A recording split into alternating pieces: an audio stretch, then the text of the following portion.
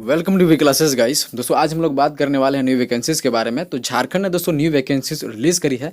तो झारखंड टीचर की जो वैकेंसीज है दोस्तों वो आ गई है। तो आपको जिस वैकेंसीज का इंतजार था वो आ गई है, तो ये खुशखबरी भी हो सकती है आपके लिए। ठीक है, तो आप दोस्तों BGTTC 2022 रेगुलर वैकेंसीज स्नातकोत्तर प्रशिक्षित शिक्षक प्रतियोगिता परीक्षा 2022। ठीक है, बात करते हैं दोस्तों, सारे चीज़ का हम लोग डिस्कस करने वाले हैं, एनालिसिस करने वाले हैं। तो सबसे पहले जो है दोस्तों हम लोग बात कर लेंगे पोस्ट के बारे में। ठीक है, पोस्ट के बारे में बात कर लेंगे, फिर सिलेबस के बारे में बात कर लेंगे। ठीक है, एलिजिबिलिटी के बारे में बात कर लेंगे कि जो आपने पोस्ट ग्रेजुएशन जिस सब्जेक्ट से करी है, तो सारे हम लोग सब्जेक्ट वाइज देखने वाले हैं। और बात करते हैं कि ऑनलाइन एप्लीकेशन फॉर्म दोस्तों कब से कब तक भरे जाने हैं, एग्जामिनेशंस का दोस्तों इसका जो पैटर्न है क्या रहने वाला है, तो सारे हम लोग डिस्कस करने वाले हैं। शुरू से अंत तक जरूर देखना। ठीक है, चलिए अब बात कर लेते हैं दोस्तों, इसमें जो पोस्ट है ना, सबसे पहले तो मैं बताना चाहता हूं कि इसमें जो पोस्ट है वो 25% जो है दोस्तों, 25% जो है दोस्तों एक्सपीरियंस वालों के लिए है, जो सब पहले से ही रिक्रूट हैं टीचर में, उनके लिए 25% जो है सीटें वो आरक्षित की गई है। और 75% जो है दोस्तों रेगुलर वैकेंसीज हैं। ठीक है, आपको पता होना चाहिए। तो देखिए सबसे पहले हम लोग बात कर लेते हैं कि एग्जामिनेशन फी है दोस्तों, एग्जामिनेशन शुल्क जो है वो 100 रुपये मात्र है, आपको पता होना चाहिए। और 50 रुपये जो है दोस्तों SC/ST वालों के लिए जो पहले से निर्धारित हैं। ठीक है, चलिए अब बात कर लेते हैं दोस्तों कि जो है अब हम लोग सबसे पहले बात कर लेते हैं रिक्तियों का विवरण।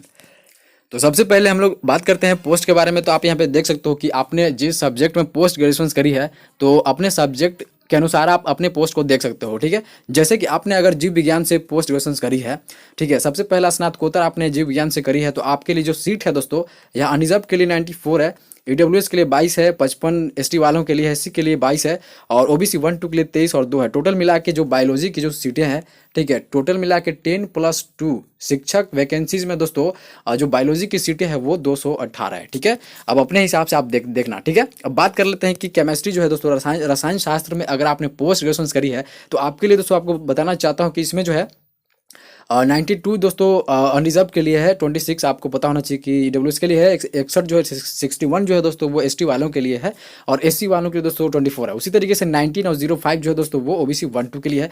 टोटल मिला के जो केमिस्ट्री में जो सीटें हैं दोस्तों वो 227 सीटें हैं। ये सारी की सारी रेगुलर वैकेंसीज हैं। ठीक है, अब बात कर लेते हैं उसको जो है जियोग्राफी के लिए, भूगोल के लिए आपने अगर स्नातकोत्तर अपने भूगोल में करी है, तो इसमें दोस्तों 164 सीटें हैं। आप अपने हिसाब से कैटेगरी वाइज देख लेना। ठीक है, अब बात कर लेते हैं हिंदी में जो दोस्तों है 163 है। तो इंपॉर्टेंट चीज़ तो ये है दोस्तों कि आपने किस सब्जेक्ट से पोस्ट ग्रेजुएशन करी है, उसी से आपको फॉर्म भरनी है, उसी सब्जेक्ट से आपको फॉर्म फिलअप करनी है। ठीक है, आप यहाँ दोस्तों अर्थशास्त्र इकोनॉमिक्स का जो टीचर है दोस्तों, इसके लिए 167 सीटें हैं। और बात करते हैं इतिहास, जो दोस्तों हिस्ट्री के जो टीचर है, हिस्ट्री के जो सीटें हैं दोस्तों वो 182 है। और उसी तरीके से आप यहाँ पे सारी चीज़ें, बहुत पोस्ट है और बहुत सारे टीचर्स हैं। तो संस्कृत जो है दोस्तों इनके लिए जो सीटें हैं 169 है।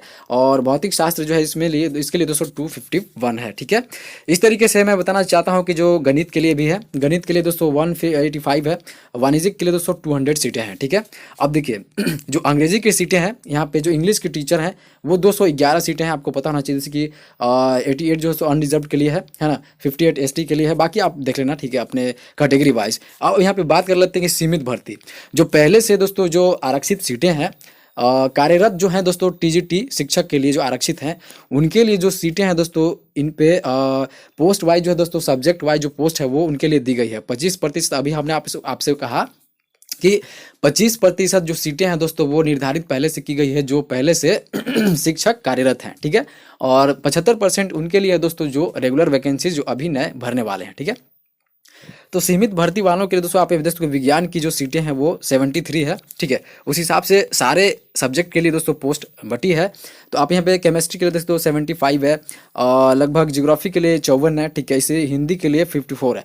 तो ये निर्धारित सीटें हैं, मतलब पहले से जो है 25% जो है आरक्षित की गई है, जो पहले से कार्यरत हैं टीचर में। ठीक है, तो इस तरीके से कन्फ्यूज नहीं होना है।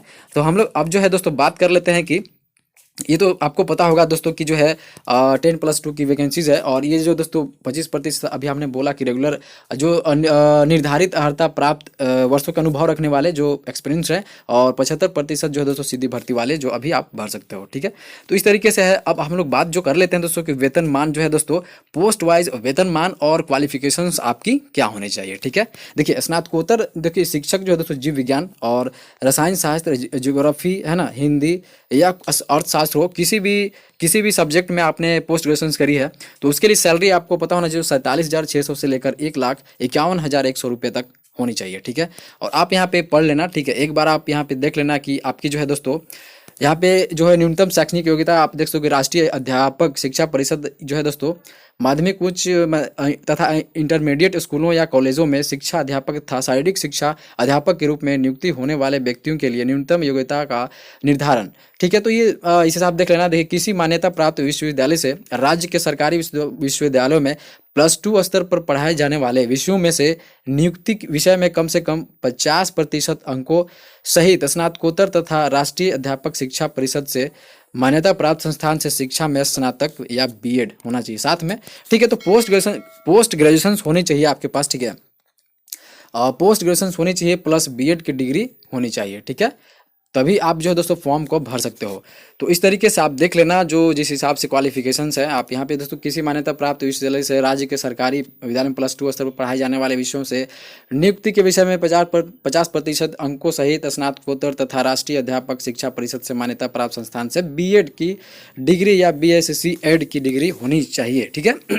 तो इस तरीके से आपकी जो है दोस्तों पोस्ट जो है और इसमें जो शैक्षणिक योग्यता थी उस हिसाब से आपको देखना था, ठीक है। तो अब हम लोग बात कर लेते हैं दोस्तों की जो है वो एज लिमिट की बात कर लेते हैं, ठीक है। हम लोग एज लिमिट के बारे में बात करेंगे और ये बहुत ही इंपॉर्टेंट है आपके लिए। देखिए, जो इसमें आयु सीमा है दोस्तों, उम्र की गणना दिनांक 1/1/2022 के आधार पर की जाएगी। उक्त पदों के संदर्भ में उम्र की गणना निम्नलिखित संदर्भ तिथियां आधार पर की जाएगी, जैसे कि जो आपकी मिनिमम एज है 21 ईयर होनी चाहिए, 21 वर्ष होनी चाहिए न्यूनतम उम्र सीमा, ठीक है। अधिकतम उम्र सीमा कैटेगरी वाइज जो है दोस्तों ये डिवाइड की गई है, जैसे कि अनारक्षित और ईडब्ल्यूएस के लिए दोस्तों जो है यूआर और ईडब्ल्यूएस के लिए जो है दोस्तों ये 40 वर्ष निर्धारित की गई है और ओबीसी 1-2 के लिए 42 वर्ष है। और आपको पता होना चाहिए कि महिला, ठीक है, महिला जो है दोस्तों ये जो ओबीसी 1 और 2 के लिए 43 वर्ष दी गई है। और ये आपको पता होना चाहिए दोस्तों कि जो एससी वालों के लिए है महिला एवं पुरुष मिला के 45 वर्ष जो है दोस्तों निर्धारित जो है दोस्तों एज दी गई है। और ये एसटी वालों के लिए महिला पुरुष दोनों को मिलाकर मेल फीमेल दोनों को मिला के दोस्तों 45 ईयर दी गई है। इस हिसाब से आप देख सकते हो। और यहाँ पे दोस्तों कि सभी कोटि के निःशक्त अभ्यर्थियों को अधिकतम आयु सीमा में 5 वर्षों की अतिरिक्त छूट दी जाएगी। चलिए, ये तो होता ही रहता है। बात कर लेते हैं दोस्तों की जो है अब फ्रेंड्स बात कर लेते हैं ये रेसिडेंट स्थानीय आपके पास क्या होनी चाहिए, ये इंपॉर्टेंट इन्फॉर्मेशन आपको जानना जरूरी है। तो वैसे तो आप दोस्तों कि 2/6/2016 या 2/6/2016 के पश्चात जो है दोस्तों अनुमंडल पदाधिकारी से आपको निर्गत होना जरूरी है, ठीक है। उसी तरीके से कास्ट की बात करें तो कास्ट भी उस तरीके से है, 2012 भी बना होना चाहिए और 25/2/2019 को अथवा उसके पश्चात अंचलाधिकारी के स्तर से निर्गत जाति प्रमाण पत्र जिसका मानक प्रपत्र, तो इस तरीके से 2019 का भी बना होना चाहिए। आपको पता होना चाहिए सबका बना है। अब हम लोग जो इंपॉर्टेंट चीज़ क्या है हम लोग बात कर लेते हैं। अब जो है फ्रेंड्स हम लोग बात कर लेते हैं कि आवेदन प्रक्रिया पूर्ण करने की विभिन्न तिथियां हैं, ठीक है। तो आप लोग एप्लीकेशन फॉर्म की जो डेट है दोस्तों आपको पता होना चाहिए कि रजिस्ट्रेशन करने तथा सूचना दर्ज करने हेतु दिनांक 25/8/2022 से लेकर 23/9/2022 की मध्य रात्रि तक फॉर्म जो है दोस्तों सबमिट की जानी है। परीक्षा शुल्क भुगतान करने के लिए आपके पास 25/9/2022 की मध्य रात्रि तक होगा। फोटो एवं सिग्नेचर की बात करें दोस्तों प्रिंट आउट लेने के लिए तो 27/9/2022 को होगा और 29/9/2022 से दोस्तों 1/10/2022 की मध्य रात्रि तक ऑनलाइन आवेदन पत्र में की गई अशुद्धि, मतलब कि कोई भी अगर कुछ गड़बड़ी हो जाती है आपके एप्लीकेशन फॉर्म में तो आप दोस्तों इसको करेक्शन कर सकते हो, ठीक है, संशोधन कर सकते हो, करेक्शन कर सकते हो। आपकी डेट दी गई है 29/9/2022 से लेकर 1/10/2022 तक, ठीक है। तो इस तरीके से थी। अब देखिए पदों का आवेदन परीक्षा का जो स्वरूप है दोस्तों वो सबसे पहले देख लेते हैं। इंपॉर्टेंट चीज़ तो ये है। अब देखिए इंपॉर्टेंट चीज़ तो क्या है दोस्तों कि आपको जो है परीक्षा का स्वरूप पता होना चाहिए। एग्जामिनेशन पैटर्न जो है दोस्तों क्या होनी चाहिए वो हम लोग डिस्कस कर लेते हैं। ये इंपॉर्टेंट चीज़ है, ठीक है। देखिए पदों का विकल्प जो है दोस्तों सबसे पहले तो ये जानना चाहिए कि विभिन्न शैक्षणिक योग्यताधारी आवेदकों को अपनी शैक्षणिक योग्यता के अनुसार उपलब्ध पदों के लिए अधिमानता क्रम में विकल्प देना अनिवार्य है। मतलब कि पोस्ट ग्रेजुएशन आपने स्नातकोत्तर आपने जिस सब्जेक्ट से करी है वो सब्जेक्ट आपको देना वहाँ जरूरी है, ठीक है। अब देखिए बात कर लेते हैं एग्जामिनेशन पैटर्न जो दोस्तों एग्जामिनेशन आपके जो होने वाले हैं वो CBT तरीके से होने वाले, मतलब कंप्यूटर बेस्ड टेस्ट, मतलब ऑनलाइन एग्जामिनेशंस आपके होने वाले हैं, ठीक है। और इसमें नॉर्मलाइजेशंस रहते हैं तो निगेटिव मार्किंग जहां होती है वहां नॉर्मलाइजेशंस जरूर होते हैं, आपको पता होना चाहिए। तो इंपॉर्टेंट चीज़ क्या है, देखिए क्या है कि परीक्षा का जो स्वरूप है दोस्तों वो परीक्षा एक चरण में ली जाएगी। मुख्य परीक्षा मेन एग्जाम्स में ली जाएगी, ठीक है, जिसमें आपको परीक्षा में सभी प्रश्न दोस्तों वस्तुनिष्ठ एवं बहुविकल्पीय, मतलब कि MCQ क्वेश्चन जो है दोस्तों आपके क्वेश्चन पूछ जाएंगे।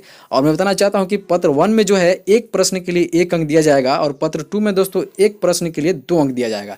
आपको नहीं पता है, अभी समझ में शायद नहीं आ रहा होगा, मैं बताना चाहता हूँ कि यहाँ पे आप देख सकते हो कि जो परीक्षा का जो विषय का जो पाठ्यक्रम है, इसमें देखिए मुख्य परीक्षा के लिए 2 पत्र होंगे। यह परीक्षा 2 पालियों में ली जाएगी। प्रत्येक पत्र के लिए परीक्षा के 3 घंटे होंगे, ठीक है, 3 घंटे का टाइम दी जाएगी। और प्रश्न पत्र 1 में स्नातक स्तर के जो है दोस्तों प्रश्न पूछे जाएंगे, ठीक है, जबकि प्रश्न पत्र 2 में दोस्तों स्नातकोत्तर स्तरीय होंगे। आप समझ रहे हो, जैसे कि मतलब यहाँ पे आप जो है दोस्तों 100 क्वेश्चन जो होंगे, मतलब कि पहला जो पत्र होगा उसमें दोस्तों स्नातक स्तर के प्रश्न पूछे जाएंगे। और दोस्तों ये जो है स्नातकोत्तर पोस्ट ग्रेजुएशन जिसमें की है आपने, उसमें पत्र 2 में इस तरीके से क्वेश्चन पूछे जाएंगे। तो पत्र 1 में दोस्तों 100 प्रश्न पूछे जाएंगे और पत्र 2 में दोस्तों जिस विषय में नियुक्ति होनी है उस विषय की परीक्षा आपको 300 अंकों का होना है, ठीक है। तो इस हिसाब से आपको देख लेना था। और सिलेबस है, तो सिलेबस हम लोग बहुत अच्छे तरीके से हम लोग देखेंगे। और सिलेबस जो है आपको आई होप कि आप समझ गए होंगे। तो आई होप कि दोस्तों यहाँ जो है आपको इन्फॉर्मेशन सारी मिल गई है। तो आप लग जाओ अपनी तैयारी में, बेहतरीन आप कर सकते हो। टीचर की वैकेंसीज है, बहुत बड़ी अचीवमेंट है, तो आप पा सकते हो। बहुत दिनों के बाद, बहुत सालों के बाद आती है झारखंड में वैकेंसीज, तो आप इसको पा सकते हो। अचीवमेंट है आपके पास, तो इसको पा सकते हो, ठीक है। तो चलिए हम लोग मिलते हैं दोस्तों नेक्स्ट इन्फॉर्मेशंस के साथ, नेक्स्ट नोटिफिकेशंस के साथ और क्लासेस में। तब तक के लिए धन्यवाद।